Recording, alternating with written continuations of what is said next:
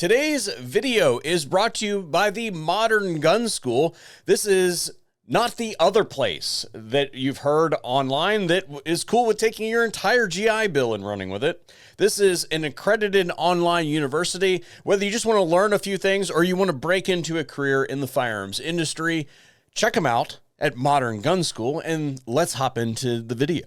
Now, I don't think that any of us were under any illusion that the administration was going to come in, they were going to be super pro Second Amendment, that they were going to do everything right. Yeah, as you know, the bump stocks are actually a very unimportant thing. And I'm pretty sure that at this point in time, you guys get what I'm putting down when it comes to the administration's performance on the Second Amendment. I've got this meter down in the corner that expresses where the administration should be and where they actually are. And it's really not that hard. And today we have yet another two examples of how the administration could do something so freaking easy by just doing something that they already like to do, which is fire people. Because we have two instances of folks that are either aligned with the Department of Justice or they are not. And if they are acting outside of the mandate of the Department of Justice and being rogues, then they should be fired, and they should be fired with prejudice, and not this shortcut bullshit that the administration has been doing where they allow these people to retire and retain full government benefits and all that sort of stuff. No, I'm talking out on their ass. I mean, it's Memorial Day, for crying out loud. A day when we are supposed to be in reverence of the sacrifice that has been paid for our freedom, but yet we have people that continue to subvert that freedom. Why are they allowed to be there doing these things, not once, not twice, not three, but a consistent march? Look at the scorecard. We've documented all of them, either at the behest of the Department of Justice or adverse to it. And if it is adverse to it, then why the hell are these people allowed to continue to be there? Did those men and women lay down their lives for half measures of freedom so that you can stand up there at your podium and beat your chest and tell everybody how pro Second Amendment you are, why you allow these people to continue to destroy people's lives and subvert liberty in this country?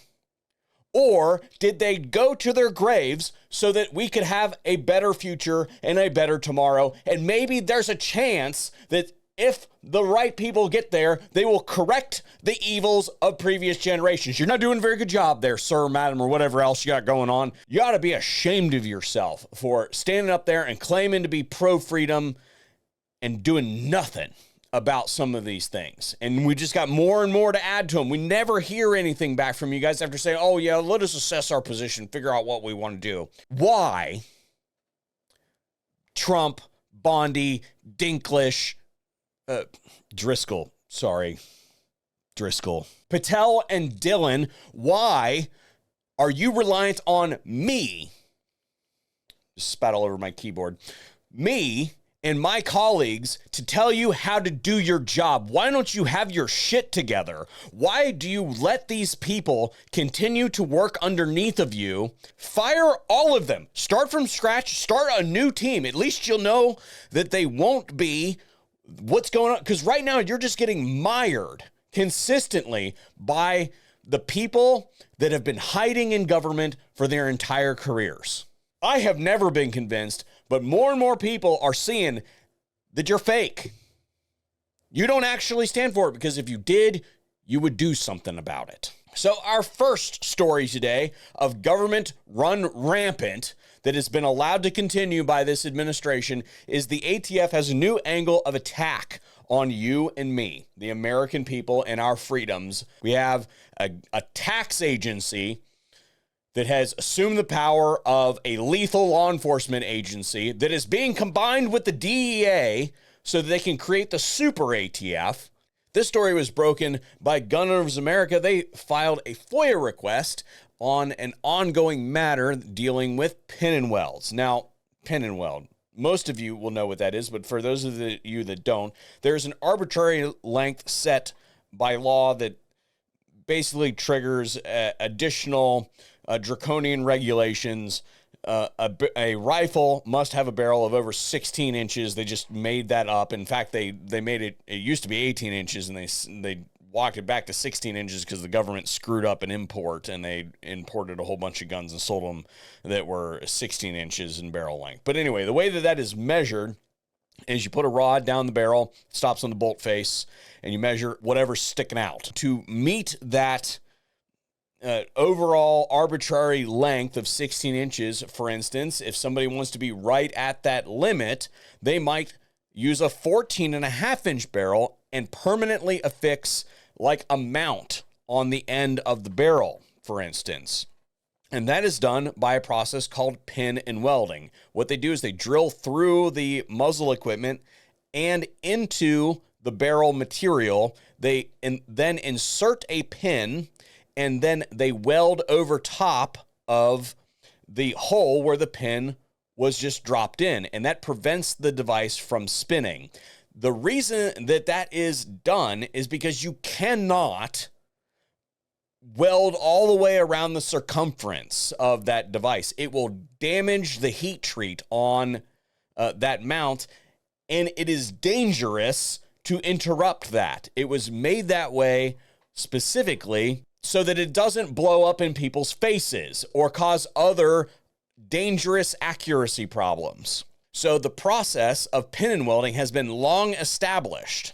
Well, what the ATF has decided to do in this case to railroad somebody is they took a breaker bar and put it on one of those pin and welds and applied probably hundreds of pounds of torque, broke it loose and said, not permanently affixed. That's a short barrel. The ATF using excessive force. That's never happened.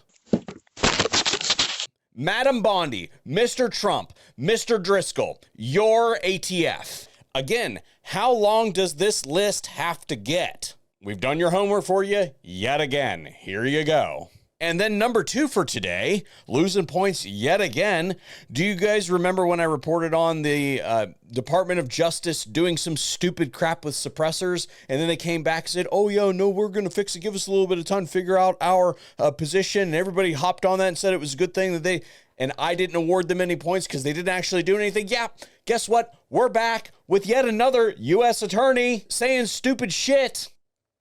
National Firearms Act registration and taxation requirement is constitutional because it imposes a modest burden on a firearms accessory that is consistent with this nation's historical tradition because suppressors are specifically adaptable to criminal misuse. Bull fucking shit they are. There is no statistical evidence of that whatsoever. In fact, the exact opposite is statistically true. If you look at the crimes that are committed and how many suppressors are used in those crimes, it is a statistical 0. And the ones that are used are manufactured illegally. So good job.